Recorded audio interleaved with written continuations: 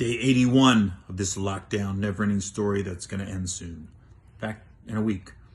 Well, Drew Brees stepped in it.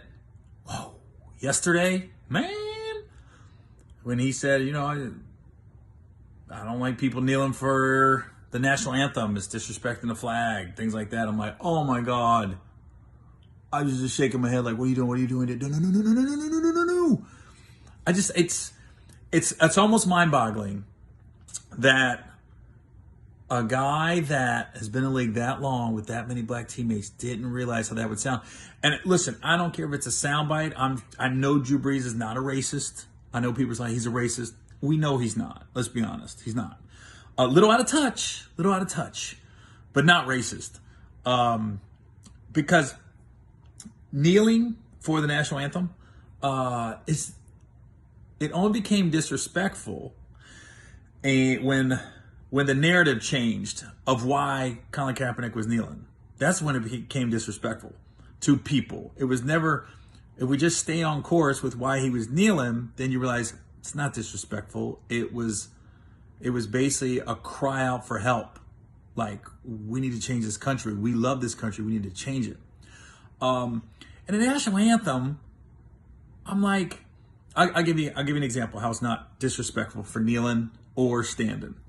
I was at the Tennessee Titans game. They were playing the Cincinnati Bengals a couple years ago. So I have nachos. I think I had nachos and a soda. So both hands are full. National anthem starts. I go, oh shit. So you just stop. Like anybody's been to a sporting event, you just stop when a national anthem is being played. And then the cleaning guy, the guy that's cleaning the bathrooms and everything that, with the cart, he stops right next to me and takes a knee. Boom. And I remember looking down and go, oh, she's taking a knee. And then he didn't say anything, didn't disrespect anybody. He didn't interrupt. He did not make a scene. He just took a knee. And to me, that was his way of saying, I support you, Colin Kaepernick. That's how I took it. I did not take it as he's disrespecting this country, the flag, or the national anthem. He was quiet. He let people that wanted to stand, didn't interrupt. I stood right next to him till the national anthem was over. As soon as it was over, he stood up. We made eye contact, recognized me. He was, oh, what's up, G? Like, what's up? And then he tried to give me a pound, but I gave him an elbow because my hands was full of nachos and sodas. Soda and a nacho. But at no point did I look at him and he looked at me like, he didn't look at me like you ain't supporting the cause, and I didn't look at him like you ain't, you disrespecting the flag. We both were quiet, respectful. I honestly looked at it like he did show respect because he didn't interrupt anybody else. So I don't know what he was thinking. It's going to be an interesting football season for Drew Brees. And I know a lot of you probably seen Ed Reed, the Hall of Fame safety from the Ravens. He came out and he pulled no punches. Drew Brees, you a sucker for that? You a sucker? And I was like, oh, snap. That's going to be an interesting Hall of Fame speech. Because Ed Reed's in the Hall of Fame and Drew Brees is going. That's going to be interesting. I'm not missing that Hall of Fame speech. I don't know, Drew Brees, you dug yourself a big hole on this one. So you're going to have to dig out of it. So I don't think you're a racist. I don't. I know a lot of people are trying to chase that narrative now. No. I just think sometimes you have to step outside yourself and realize how other people are feeling. And that's kind of what white privilege is. If everything's working for you and the country's working fine, everything's going smooth, you're like, oh, this is great. But you don't realize that's not other people's reality.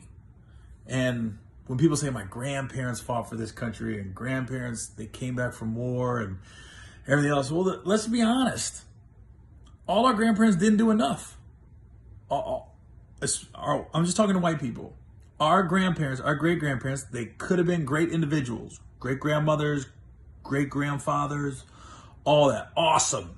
But they didn't do enough. Because this is where we're at.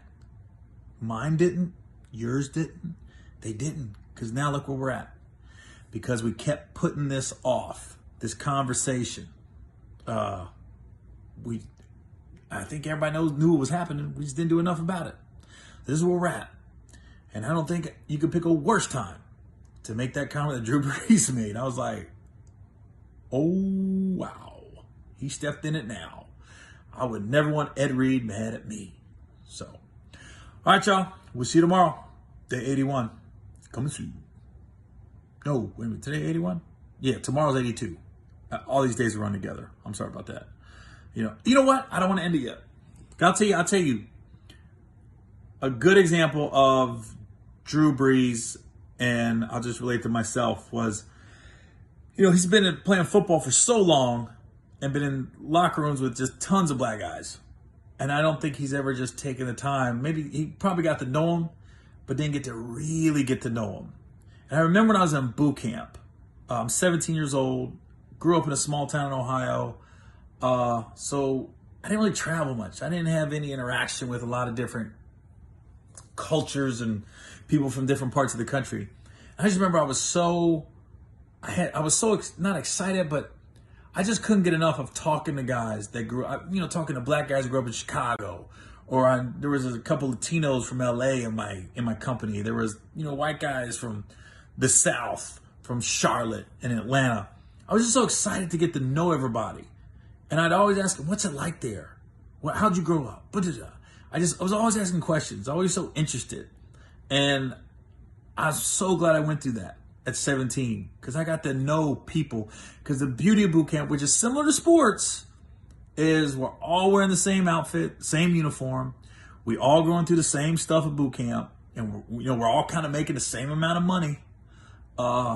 So you're just going through something, and you're trying to get through something with all these people that on the first day we all had nothing in common, and 2.5 months later we got everything in common because we all went through something together. That's basically related. I just remember I was just asking questions all the time. What's it like there? What's it like in South Carolina? What are you doing in Mississippi? Blah, blah, blah, blah. I couldn't get enough. I could not get enough. So, I'm sure Drew Brees is going to make a statement and explain himself thoroughly. And I'm sure that was a long statement that they're taking a piece of it and people are running with it. But he has to know better. He has to know better. Especially at the state of the country I'm right now. Whew, man. Good luck, Drew. I wouldn't want to be you right now. All right, we'll see you tomorrow. Now I'm officially ending this video now. Okay, so we'll see you tomorrow.